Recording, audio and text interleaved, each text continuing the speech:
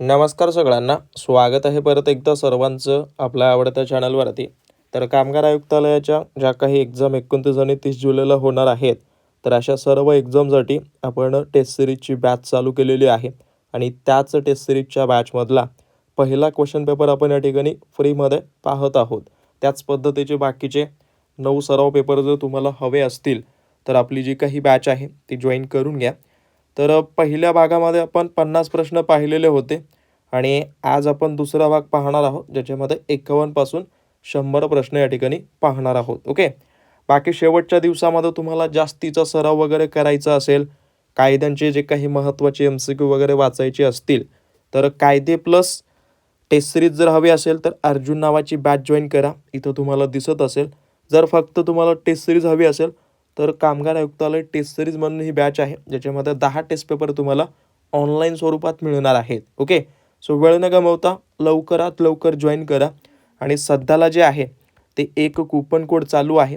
ज्या कूपन कोडचं नाव जे आहे ते तुम्ही या पद्धतीनं बोनस पूर्णपणे कॅपिटलमध्ये टाका. 20% ऑफ या ठिकाणी चालू आहे. ओके. सो जेवढं होईल तेवढं हे त्या ठिकाणी ॲड करा. त्यासोबत कामगार आयुक्तालयाची MCQ वगैरे जर हवे असतील, त्यासोबत टेस्ट पेपर हवे असतील तर सरळ अर्जुन नावाची बॅच जॉईन करा आणि फक्त टेस्ट पेपर सोडवायचे असेल तर टेस्ट सिरीज जॉईन करा. ओके. सो तिथून तुम्हाला ऑलमोस्ट 70 ते 75% तरी कवर होतील किंवा त्याच पद्धतीचे प्रश्न तुम्हाला परीक्षेत मिळतील. त्यामुळं जेवढं होईल तेवढं राहिलेले जे काही 10-15 दिवस आहेत त्याच्यामध्ये जेवढं होईल तेवढं सराव करा. ओके. असो, पाहूयात 51वा प्रश्न, जो की आपण 50 प्रश्न पाहिलेत ऑलरेडी. तर काय म्हणतो पहिला प्रश्न बघा, की खाली दिलेल्या समूहदर्शक शब्दाची जोडी अयोग्य जोडी असणारा पर्याय ओळखा, अशा पद्धतीने दिले. तर लक्षात ठेवा, याच्यामध्ये चुकीची जोडी आपल्याला ओळखायची आहे. घरांची आळी असते, मातीचा ढिगारा असतो, केसांचा झुपूक असतं. तर साधूंचा हा काफिला नसतो. लक्षात ठेवा, साधूंचा हा काय असतो किंवा साधूंचा जो काही काफिला असतो त्याला जथा या नावानं त्या ठिकाणी ओळखला जातो. काफिला हा कुणासाठी असतो? काफिला हा उंटांचा काफिला. ओके. त्या पद्धतीनं त्या ठिकाणी वापरला जातो किंवा प्रवाशांच्या ताफ्यासाठी वगैरे वापरला जातो. त्यामुळं चुकीची असलेली जी काही जोडी असेल ती या पद्धतीची आहे. परत इति या शब्दाचा समानार्थी शब्द सांगा. तर इति नावाचा जो काही शब्द आहे तर याचा आपल्याला समानार्थी शब्द सांगायला सांगितले. तर इति म्हणजे काय, साधा सोप्या भाषेत बघायला गेलं तर इतिचा समानार्थी शब्द काय होतो? शेवट अथवा समाप्त. ओके. या पद्धतीनं त्याचे समानार्थी होतील. त्याच्यामुळं अखेर नावाचा जो काही शब्द असेल तो काय असेल, एक पद्धतीनं इति याचा समानार्थी असेल. ओके. जर याचा विरुद्धार्थी विचारला तर विरुद्धार्थी एक पद्धतीनं सुरुवात तुम्ही म्हणू शकता. जेवढं होईल तेवढं अशा सर्व प्रश्नांचा सराव करा. आणि तुम्हाला सांगतो, असे काही स्पेसिफिक प्रश्न आहेत जे की परीक्षेत वारंवार वगैरे येतात. त्यामुळं शेवटच्या दिवसामध्ये जेवढं होईल तेवढं तुम्ही सराव जेवढा करसाल तेवढं तुमचं कव्हरअप होऊन जाईल. आणि अगदी कमी फीमध्ये दिलेलं आहे, जास्त फी नाही आहे. ओके. बोनस 20 हा कूपन कोड टाका, तुम्हाला तिथं 20% ऑफ त्या ठिकाणी होऊन जाईल किंवा मिळून जाईल. परत पुढं काय दिले, उशाप या शब्दाचा खालील पर्याय शोधा. तर उशाप याचा जो काही अर्थ आहे त्याचा काय म्हटलंय, पर्याय शोधा. तर शापापासून काही अटीवर सुटका ज्याची असते त्याला त्या ठिकाणी उशाप वगैरे म्हणतात. किंवा एक पद्धतीनं पुराण कथांमध्ये एखादा ऋषी असेल किंवा देवता वगैरे जर असेल तर तो कुणाला तरी शाप देतच होता. ओके. तर तेव्हा त्या शापाची तीव्रता वगैरे कमी करण्यासाठी तो काय करायचा, एक पद्धतीनं ठराविक काळानंतर तो संपवण्यासाठी जो काही सवलत वगैरे दिली जाते ना, म्हणजेच त्याला देण्यात येणारा जो काही शाप आहे त्या शापाला पुढं जाऊन कमी होण्यासाठी जी काही सवलत वगैरे दिली जाते त्याला म्हणतात उशाप. ओके. तर हेच लक्षात ठेवा. बाकी आता हे सर्व काही त्याच्याशी रिलेटेड वगैरे नाही आहेत, त्याच्यासोबत असलेला हा प्रश्न तुमचा बरोबर असेल. परत आपला स्वार्थ साधण्यासाठी एखाद्या व्यक्तीला लहान वस्तू देऊन मोठी वस्तू मिळवणे या अर्थाची म्हण ओळखा. तर आवळा देऊन कोहळा काढणे या पद्धतीनं त्याला ओळखलं जातं. आणि परत परत सांगतोय, ओके, जे तुमच्या दैनंदिन जीवनातले म्हणी, वाक्यप्रचार, शब्द आहेत त्यावर जेवढं होईल तेवढं फोकस करा. त्यातून तुमचा बराचसा अभ्यास त्या ठिकाणी होऊन जाईल आणि त्याच पद्धतीचे प्रश्न तुम्हाला त्या ठिकाणी परीक्षेत विचारले जातील. ओके. बाकी इकडे आड तिकडे विहीर म्हणजे दोन्ही बाजूनं असलेली संकट वगैरे तुम्ही म्हणू शकता.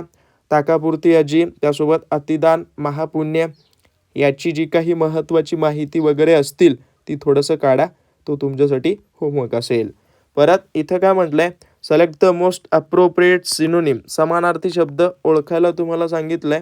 तर याचा समानार्थी शब्द असलेला जो काही शब्द असेल तो कुठला येईल त्याच्यामध्ये बघा. याचा समानार्थी शब्द ऑबियस. ओके.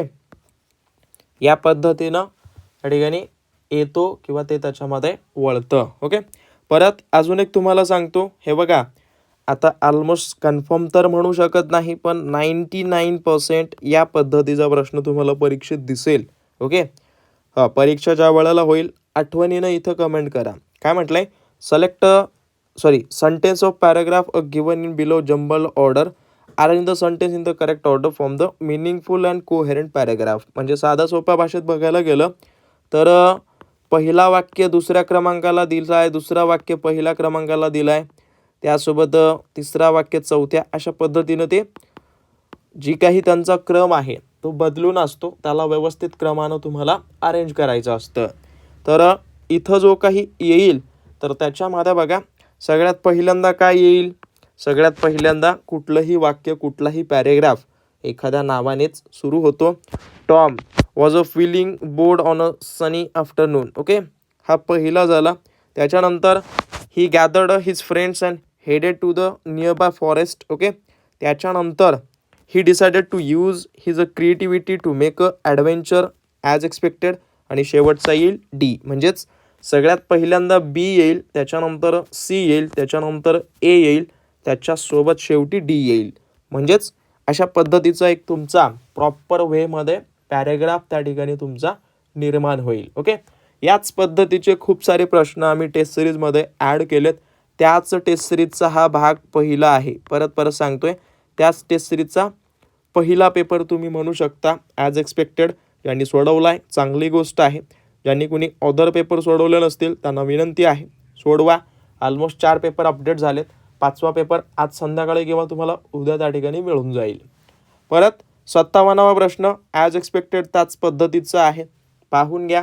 आणि अजून एक सांगतो, व्हिडिओ तुम्ही इथं पॉज करा आणि पूर्ण प्रश्न वाचा, थोडंसं क्वालिटी वाढवा आणि जो काही उत्तर तुमचं येईल ते नेमकं गृहीत धरा की माझ्या दृष्टिकोनातून हे उत्तर बरोबर असेल. आणि जर तुमचं उत्तर बी असेल तर तुमचं बरोबर असेल तर त्या प्रश्नाच्या समोर टिक मार्क करा. जर चुकलं तर रॉंग क्वेश्चन करा. म्हणजे जेणेकरून तुम्हाला व्हिडिओ संपल्यानंतर 50 पैकी किती बरोबर आलेत तो स्कोअर मला सुद्धा कमेंट करा. बाकी 5 बत्ती नावाचं जे भारत छोडो आंदोलनातील 5 हुतात्म्य महाराष्ट्रातील कुठल्या जिल्ह्यातले होते लक्षात ठेवा. सगळ्यात महत्त्वाचा हा प्रश्न आहे. तर पालघर जिल्ह्यामध्ये जवळपास 5 हुतात्म्यांनी महाराष्ट्रातील विशेष करून ओके एक पद्धतीनं देशासाठी त्यांनी खूप मोठं काम केलेलं आहे. ओके. जसं की पाहायला गेलं तर भारत छोडो आंदोलन किंवा या आंदोलनादरम्यान जवळपास 14 ऑगस्ट 1942 मध्ये काय करण्यात आलं, पालघर या ठिकाणी मोर्चा वगैरे काढण्यात आला. आणि या मोर्चावर पोलिसांनी काय केलं, गोळीबार जे आहे ते केलं. आणि त्या गोळीबारामध्ये 5 जे तरुण आहेत ते हुतात्मा त्या ठिकाणी झालेले आहेत. ओके. म्हणून त्यांच्या बलिदानाची स्मृती वगैरे म्हणून पालघर येथं काय 5 बत्ती नावाचं एक स्मारक आहे. लक्षात ठेवा, त्यांनी देशासाठी जे बलिदान दिलंय ओके तर त्यांची एक प्रकारची स्मृती म्हणून त्या ठिकाणी बांधण्यात आलेलं आहे. ओके.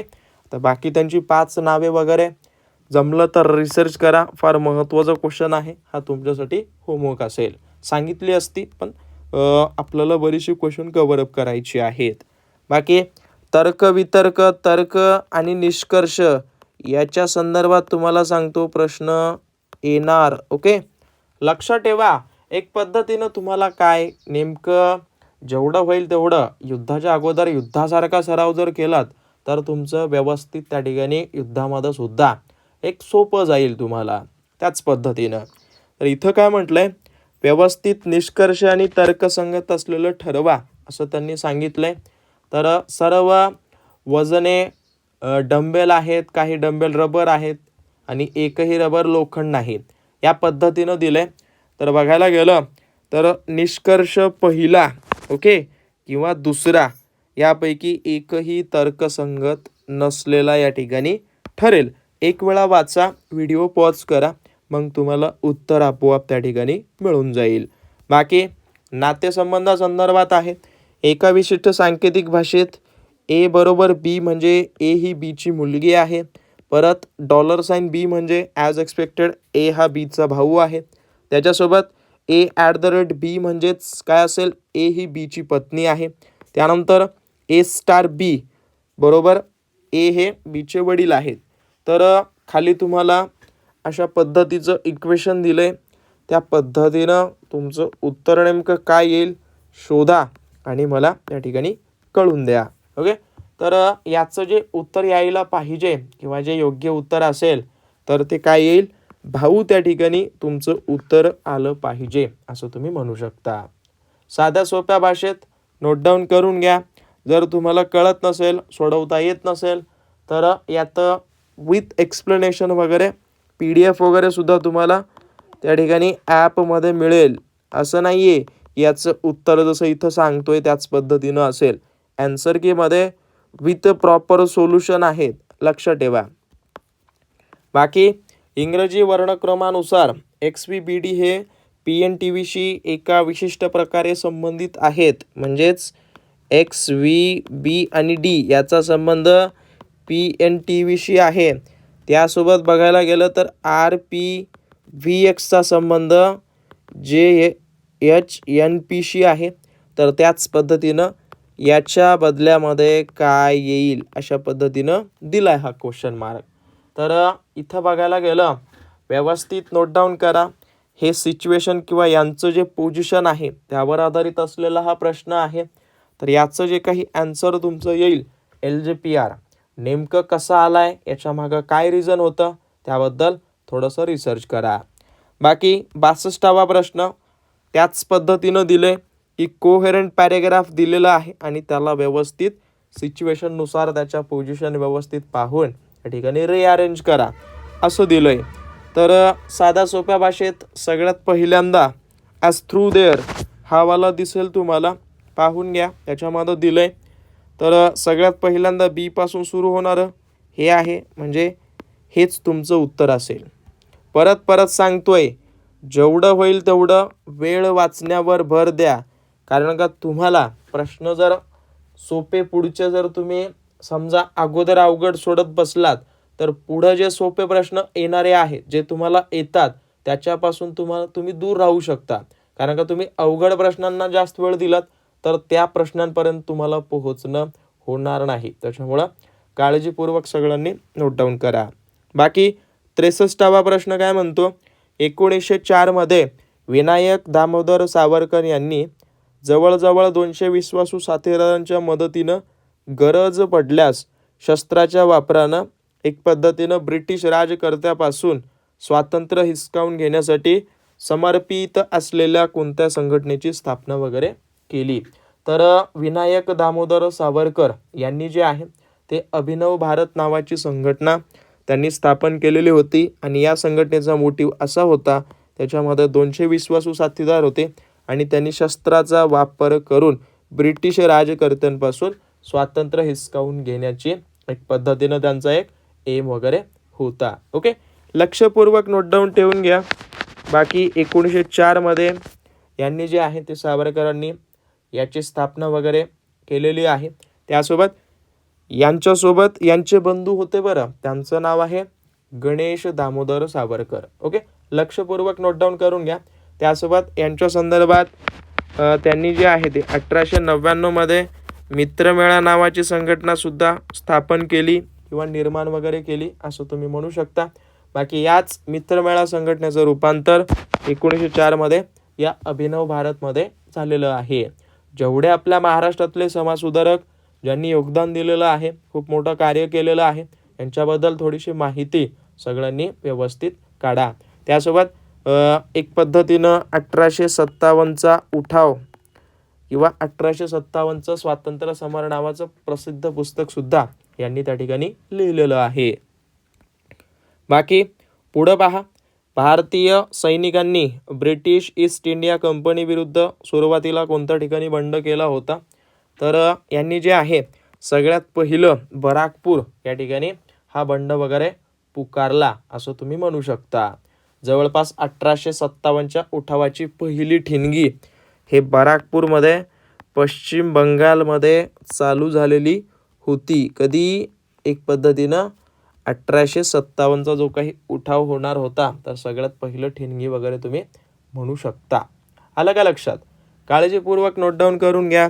एक पद्धतीनं जे मंगल पांडे यांनी जे आहे, ओके, तर यांनी स्पेशली करून 29 मार्च 1857मध्ये या ठिकाणी जे काडतूस वगैरे होतं ना, त्याच्या संदर्भात त्यांनी आवाज वगैरे उठवलेला होता. आणि तिथूनच जे आहे ते एक पद्धतीनं ह्या उठावाला सुरुवात वगैरे झाली. त्यानंतर यांनाच फाशी वगैरे झालेली आहे. यांना जे आहे ते ऑलमोस्ट 8 एप्रिलला फाशी वगैरे देण्यात आली. लक्षात ठेवा, हे महत्त्वाचे आहेत. सर्व काही जे डेट्स तुम्हाला सांगतोय ते तुम्हाला माहिती असू द्या. सहसा तरी डेट संदर्भात नाही आहेत, पण जेवढ्या क्रांतिकारकांची नावं मी घेतोय, जेवढ्या समाजसुधारकांची मी नावं घेतोय, ओके, त्यांच्याबद्दल माहिती तुम्हाला असू द्या. बाकी 26 जानेवारी 2025 रोजी ज्येष्ठ अभिनेते अशोक सराफ यांना कोणता प्रतिष्ठित पुरस्कार वगैरे देण्यात आलेला आहे?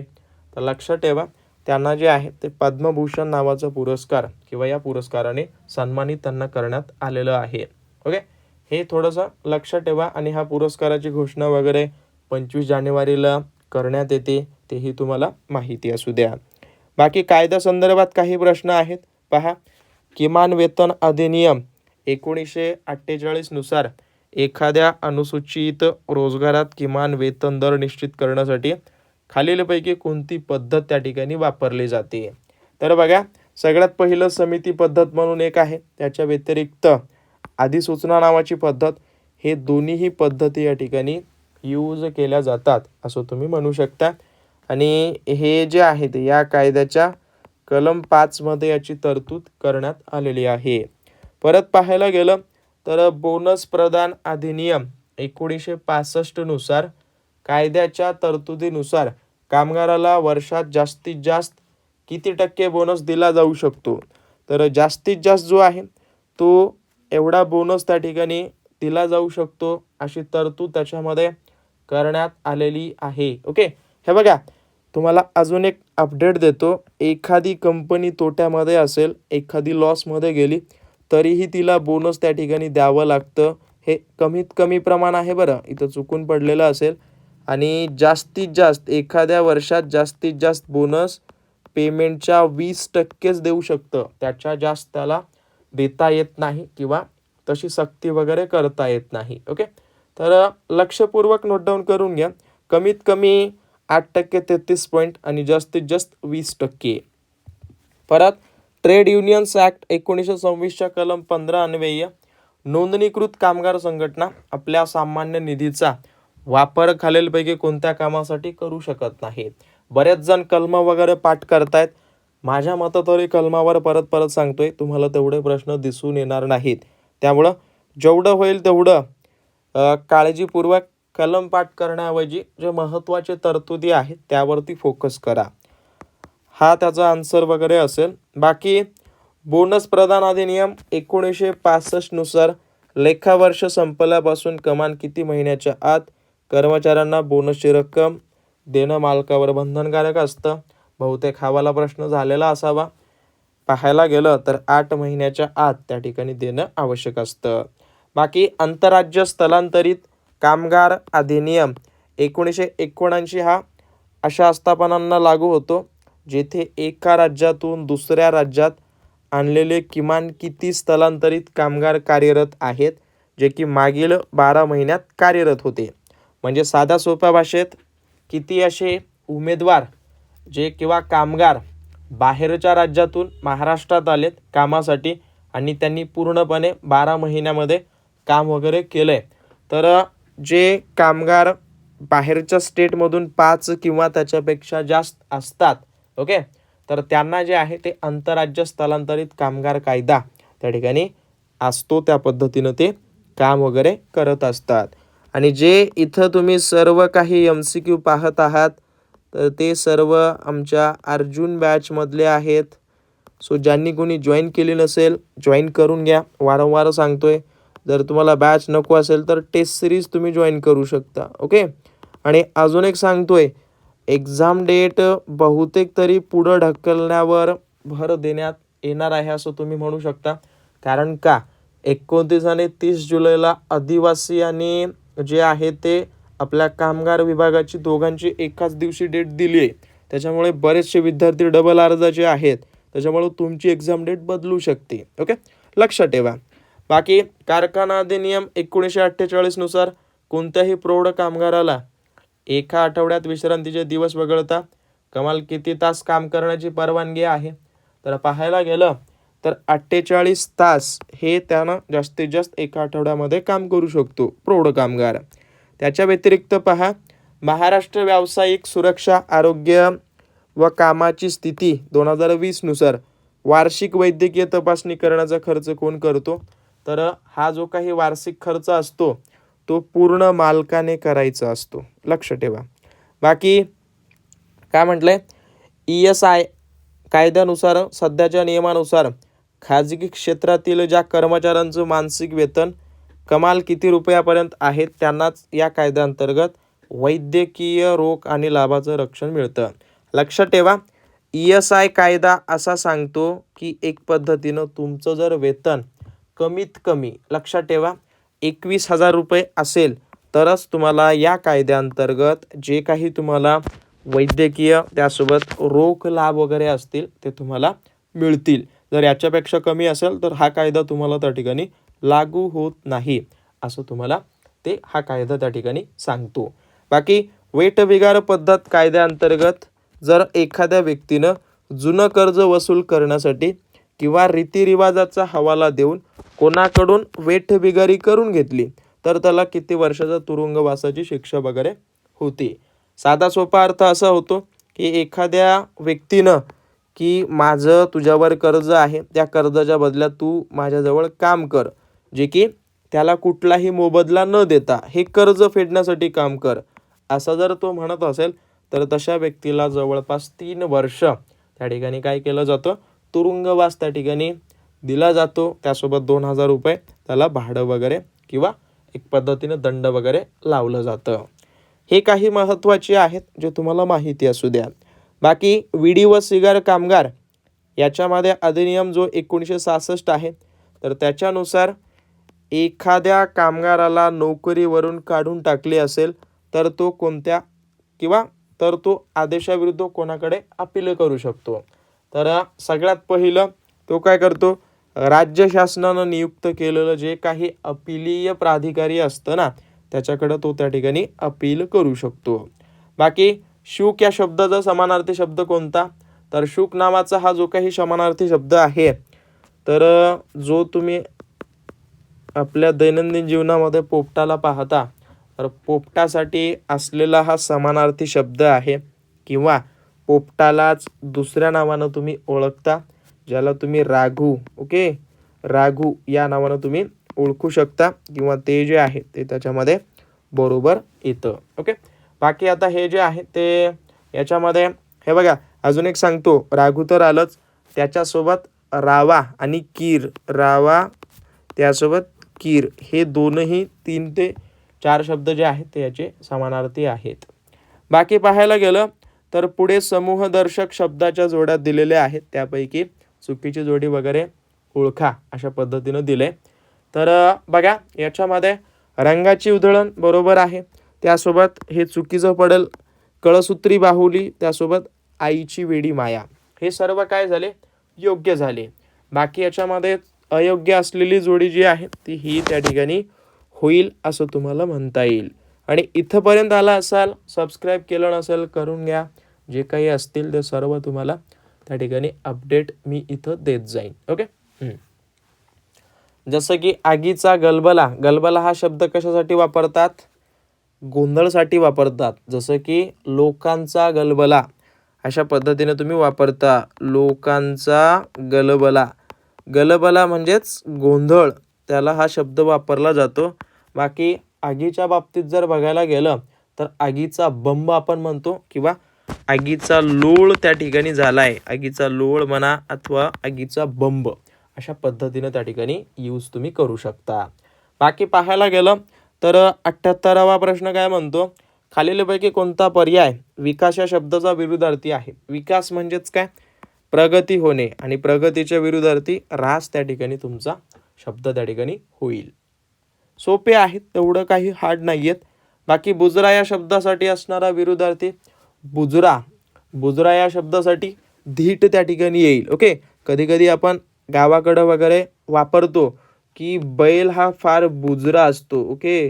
म्हणजेच जर तो भीत असेल तर त्याला तुम्ही बुजरा म्हणता आणि त्याच्याच विरोधात धीट हा शब्द त्या ठिकाणी होईल. ओके. बुजऱ्याला फक्त लाजाळू येईल. त्याच्या व्यतिरिक्त तुम्ही म्हणू शकता घाबरणारा येईल.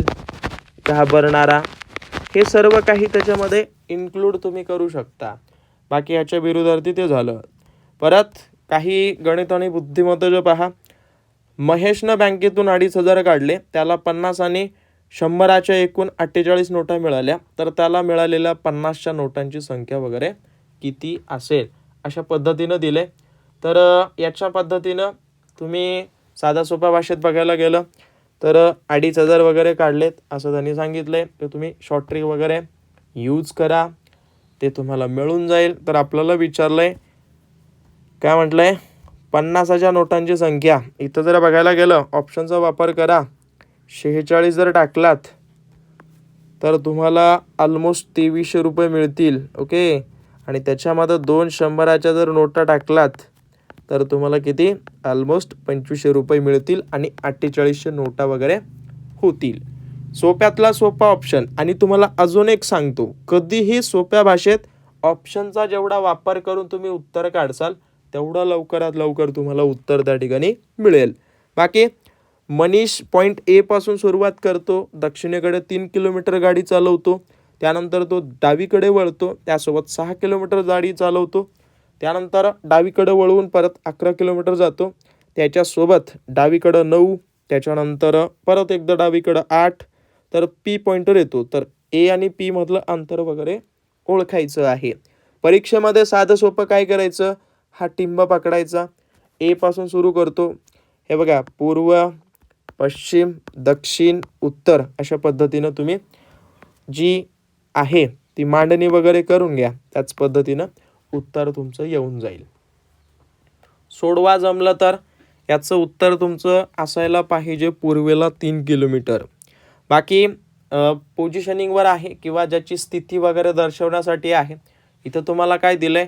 7 बॉक्स ए पासून एफ पर्यंत एकमेकावर वगैरे ठेवलेले आहेत, पण त्याच क्रमानं नाहीत. तर त्यांचा क्रम वगैरे दिलाय. तर शेवटचा प्रश्न काय विचारलाय? जीच्या खाली किती बॉक्स ठेवलेले आहेत असा हा प्रश्न आहे. तर याचं उत्तर जमलं तर कमेंट करून द्या. जेवढी जास्त तुमची कमेंट्स असतील त्याला अनुसरून मी दुसरी प्रश्नपत्रिका सहसा तरी आता इथे उपलब्ध करून देणार नाही. ओके. ज्यांनी सोडवलं नसतील तर सोडवा, कारण का ते फार महत्त्वाचं मटेरियल आहे. ओके. अगदी सिलेक्टिव्ह मटेरियल आहे. बाकी select the option that can be use as a one word substitution किंवा substitute for the given groups of words. म्हणजेच एक शब्द द्या. Arrangement in a orders of occurrence. साध्या सोप्या भाषेत बघायला गेलं तर याच्यामध्ये जेव्हा घटना त्याच घडण्याच्या वेळेनुसार एका पाठोपाठ वगैरे लावलं जातं त्याला तुम्ही म्हणता. तर त्याला क्रोनोलॉजिकल या नावानं तुम्ही ओळखता. क्रोनोलॉजिकल म्हणजेच काय? जसं आपण वर कोहेरंट पॅरेग्राफ बनवलाय व्यवस्थित, तर त्याच पद्धतीनं घटनांचा योग्य क्रम योग्य वेळेनुसार लावणं किंवा एक पद्धतीनं त्याला अरेंजमेंट करणं. परत as expected so many people have sacrifice their lives dash the country. आता इथं एक पद्धतीनं म्हणू शकता की व्यवस्थित जो आहे तो इथं शब्द तुम्हाला ॲड करायचा आहे. तर इथं काय येईल? फॉर कंट्री येईल. ओके. इथे तुम्ही फॉर जो आहे तो इथं शब्द तुमचा बरोबर असेल किंवा ते त्याच्यामध्ये ॲड होईल एखाद्या हेतूसाठी वगैरे. बाकी select the most appropriate as expected तसाच दिलं आहे. आणि इथं जे आहे ते पाहून घ्या, हे सर्व काही दिलेलं आहे. जसं की बघायला गेलं तर सगळ्यात पहिल्यांदा फिनिश्ड हर असाइनमेंट. ओके, क्विकली, इथं क्विकली येईल ना, हे तुम्ही ॲड करू शकता क्विकली. त्याच्या व्यतिरिक्त दुसरं जे आहे ते तिचं नीट इथं येईल. त्याच्या व्यतिरिक्त डॅश एक्झाम्पल दिलं आहे परफेक्ट.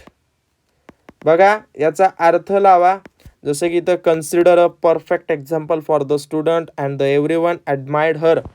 काय येईल? सिन्सिअर. ओके, तिचं जे आदर्शपणा वगैरे आहे, डेडिकेशन वगैरे आहे ते सर्वांनी पाहावं घ्यावं, ॲडमायर वगैरे. तर अशा पद्धतीनं तिथं येईल. सो ऑप्शन नंबर जे आहे ते पहिलं त्या ठिकाणी ॲड तुमचं होईल. परत काय म्हटलंय, ॲज एक्सपेक्टेड पहा, इथं दिलेलं आहे की dash neighbourhood woman whisper that no one will marry him. तर इथं जे आहे ते द नावाचं आर्टिकल येईल, कारण का विशेष नावाचा शब्द आहे, विशेष गोष्ट कन्फर्म असलेलं इथं दिलेलं आहे. त्यासोबत इथं दिलेलं आहे की ANTSला 7614 तर PANTला 8146 तर Pसाठी काय संकेत असेल. साध्या सोप्या भाषेत याच्यामध्ये कॉमन असलेले शब्द काढा. जसं की इथं ANT आहे, इथंही ANT आहे, हे इथं लिहून घ्या ANT बरोबर. ओके, इथं ANT मध्ये कॉमन असलेले अंक लिहून घ्या. 71 किंवा एक पद्धतीनं 146 आहे ना, तर परत इथं 146. ओके, किंवा तुम्ही असंही लिहू शकता 614 इथं आहे, परत इथं ANTला 146 दिलेलं आहे असं दिले. तर इथं यससाठी जो काही 7 उरतो ना, इथं हा 7 येईल. त्याच पद्धतीनं Pसाठी इथं 8 येईल. अशा पद्धतीनं काढा. इथं रोल नंबर लावत नका बसू. Aसाठी 7 आलं तर इथं Aसाठी त्यांनी 1 का घेतलं असं नका काढत बसू. जे जे कॉमन आहे ते वेगळे करायचे आणि जे रिमेनिंग होतात त्यांना जे आहे ते तुमचं उत्तर असायचं. साधं असतं, सोपं असतं, फक्त व्यवस्थित सोडवायला आलं पाहिजे. परत भारतीय मंदिर स्थापत्य कलेतील 2 प्रमुख स्थापत्य शैलीतील कुठल्या वगैरे आहेत. तर बघा भारतामध्ये मोठ्या प्रमाणात नागर आणि द्रविड नावाच्या शैली त्या ठिकाणी आढळून येतात. त्यांची वेगवेगळी वैशिष्ट्ये आहेत अलग लक्षात. जसं की नागर शैली उत्तर भारतामध्ये आढळते. याच्यामध्ये जे आहेत ते अशा पद्धतीने जी काही मंदिरे आहेत ती वरच्या बाजूनं असं टोकदार वगैरे असतात, निमुळती वगैरे, त्या पद्धतीनं ते आहे. ओके, हां. बाकी पाहायला गेलं तर पुढं बघा 2025 मध्ये प्रकाशित झालेलं सोर्स कोड नावाचं पुस्तक कोणी लिहिलं. तर या सोर्स कोड नावाच्या पुस्तकाचे जे काही लेखक आहेत त्यांचं नाव आहे बिल गेट्स. यांनी या पुस्तकाचं लेखन केलंय. परत खालीलपैकी कोणतं व्यक्तिमत्व महाराष्ट्रात स्वातंत्र्य लढा आणि समाजसेवा या दोन्ही क्षेत्रात कार्यरत होत्या. तर त्यांचं नाव जे आहे ते एक पद्धतीनं खूप मोठं नाव आहे. गोदावरी परुळेकर यांनी जे आहे ते समाजसेवा सुद्धा केलेली आहे. त्यासोबत स्वातंत्र्य लढ्यात सुद्धा त्यांनी महत्त्वाची कामगिरी बजावलेली आहे. तर लक्षपूर्वक नोट डाऊन करून घ्या. या ज्या आहेत त्या महान क्रांतिकारी त्यासोबत समाजसुधारिका वगैरे होत्या. त्यांनी मोठ्या प्रमाणात स्वातंत्र्यानंतर सुद्धा कार्य वगैरे केलेलं आहे. जसं की त्यांनी जे आहे ते जो स्वातंत्र्य लढा होता 1932 मध्ये आला असेल लक्षात, सविनय कायदेभंग, याच्यामध्ये त्यांनी भाग घेतलेला होता आणि महत्त्वाची कामगिरी सुद्धा बजावलेली होती. आणि याच्या कामगिरीमध्ये भाग वगैरे घेतल्यामुळं ब्रिटिशांनी त्यांना शिक्षा सुद्धा दिलेली होती. ते सर्व त्यांनी केलेलं आहे महत्त्वाचं कार्य वगैरे. बाकी त्यांचं पुस्तक वगैरे सुद्धा आहेत, ज्याला साहित्य अकादमी पुरस्कार मिळाला आहे. त्याच्याबद्दल थोडीशी माहिती काढा. तुम्हाला ऑलरेडी सांगितलेलं होतं, जेवढे आपले महाराष्ट्रामध्ये महान व्यक्तिमत्व झालेले असेल सर्वांची माहिती काढा. बाकी मोटार परिवहन कामगार अधिनियम 1961 नुसार कोणत्याही प्रौढ मोटार परिवहन कामगाराला ड्रायव्हर कंडक्टर सलग किती तासापेक्षा जास्त एक पद्धतीनं कामावर ठेवता येत नाही, तर 5 तास तुम्ही म्हणू शकता किंवा त्या कायद्यामध्ये ही तरतूद त्या ठिकाणी करण्यात आलेली आहे. बाकी बालसंगोपन गृह कुठं असतं, तर बालसंगोपन जे काही गृह आहे ज्या ठिकाणी 30पेक्षा जास्त असतात लहान मुले वगैरे, त्या ठिकाणी ते दिलं जातं, महिला कामगार ज्या ठिकाणी असतील तिथं.